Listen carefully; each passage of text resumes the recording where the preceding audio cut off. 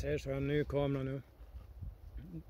Det är mobiltelefonen jag filmar med. Batteriet är slut. Jag har ingen aning hur ljudet kommer att låta. Det kommer att blåsa och leta. Ja, ni märker. Idag är i alla fall episod 7. Resan till att äta igen. När man kommer hem från sjukhuset 4 första veckorna så kan man inte bara börja äta mat igen. Eller fast föda, vanlig mat. Utan det här är lite olika från sjukhus till sjukhus. Och från person till person.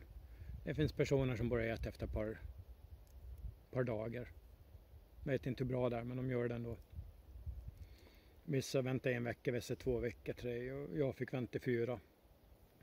Så det här är bara för att vara för mig. Det kommer säkert vara på annorlunda sätt för er.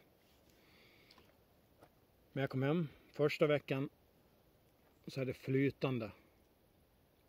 Precis som de 4 veckorna var innan för mig. Så tänkte jag, men jag har lite sån här modifast över. Jag kan göra milkshakes. Jag kan äta 1 vecka till, det är inget problem. Vad jag inte hade planerat med, det var att jag hade fått en infektion i halsen som gör att allting smakar jätteäckligt vad jag än åt.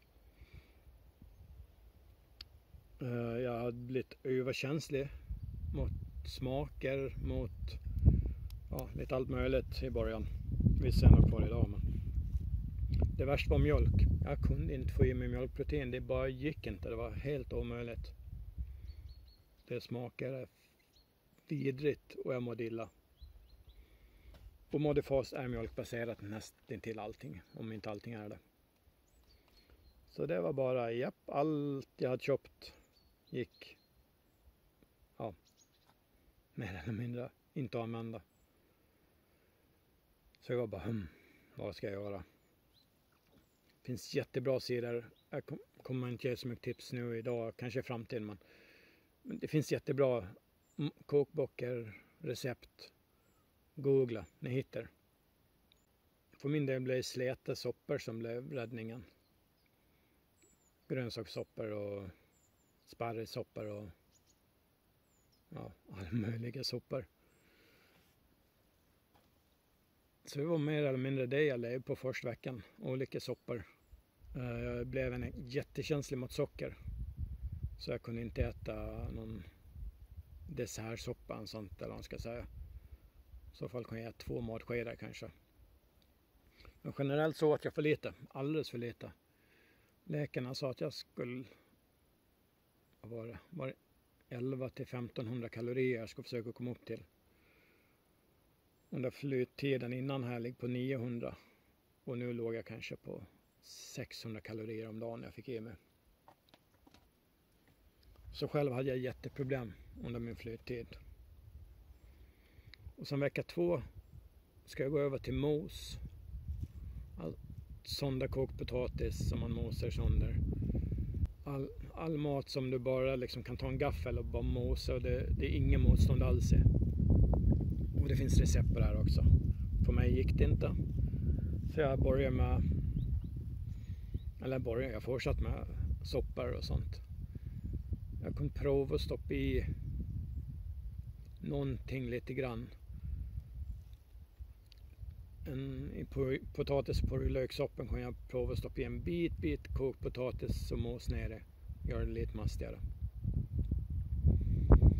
Kanske gick upp från 600 kalorier till 800 kalorier den här veckan. Men det var ännu alldeles för lite.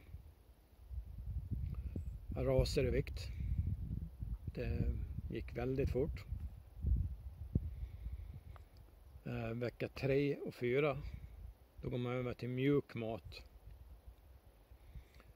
Och då behöver det inte bli helt moset med gaffeln. Men om du ska äta något kött så ska du kunna ta det med gaffeln och dela med. Det ska vara riktigt bara falla sönder. Och jag tänkte, vad bra. Nu gör jag långkok i slow cooker. Så jag börjar med kyckling. I med massa grönsaker. I med kycklingen. Kryddor. Riktig mat. Jag kryddar precis som jag brukar innan. För att vara svensk så är det väl mellanstarkt ska vi säga. Om man är indier eller mexikan och sånt då är det väl mild. Och jag tog 30-40 gram av den här kycklingen. Och det bara brann i magen. Magsäcken hade ju inte läkt ännu. Så den här chillen gick ju rakt ut i såren. Jag åt lite till. Och då fick jag mitt första dumpningsanfall. Ja, vidrig upplevelse. Panik, kallsvettning. Gjorde ont, fruktansvärt ont. Men det går över. Jag vet inte hur långt det håller. En halvtimme kanske.